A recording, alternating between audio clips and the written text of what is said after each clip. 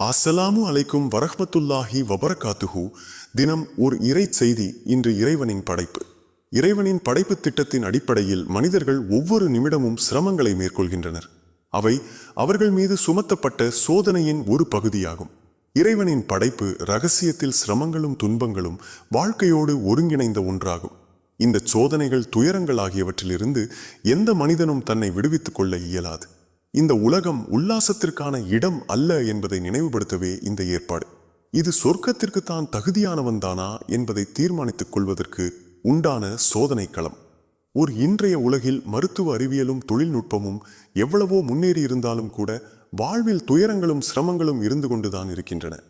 படைப்பின் இரகசியத்தை சரிவர புரிந்து கொள்ளாததால் இவையெல்லாம் ஏன் நடக்கின்றன என்பதை புரிந்து கொண்டு தீர்வு காண்பதற்கு பதிலாக மனிதன் எதிர்முகமாக நடக்கின்றான்.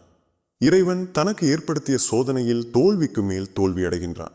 இன்றைய சூழலில் மன அழுத்தம் என்பது பெரும்பாலான மக்களுக்கு ஒரு முக்கிய பிரச்சனையாக உள்ளது. இதை சரி செய்வதாக கூறிக்கொண்டு இன்று பல்வேறு நிறுவனங்களும் முளைத்துள்ளன. இந்த நிறுவனங்கள் இவர்களை நிரந்தரமாக குணப்படுத்துவதற்கு பதிலாக அவர்களின் சிந்தனைகளை குறைப்பதன் மூலம் தற்காலிகமான தீர்வை தருகின்றன. மனம் மட்டுமே பெற்றுத்தழுத்தத்தை கட்டுக்குள் வைத்துக் கொள்வது அல்லது எதிர்மாறாக செயல்படுத்துவது போன்றவற்றை காட்டிலும் மனதை செம்மைப்படுத்துவதுதான் தீர்வு ஆகும். அதற்குரிய சரியான மனிதனுக்கு ஏற்படும் எல்லா பிரச்சனைகளுக்கும் காரணம் இந்த உலகிலேயே எல்லாவற்றையும் அனுபவித்து விட வேண்டும், இந்த உலகிலேயே சொர்க்கத்தை உருவாக்கிவிட வேண்டும் என்று அவன் விரும்புவதுதான். ஆனால் அது இயலாத ஒன்று.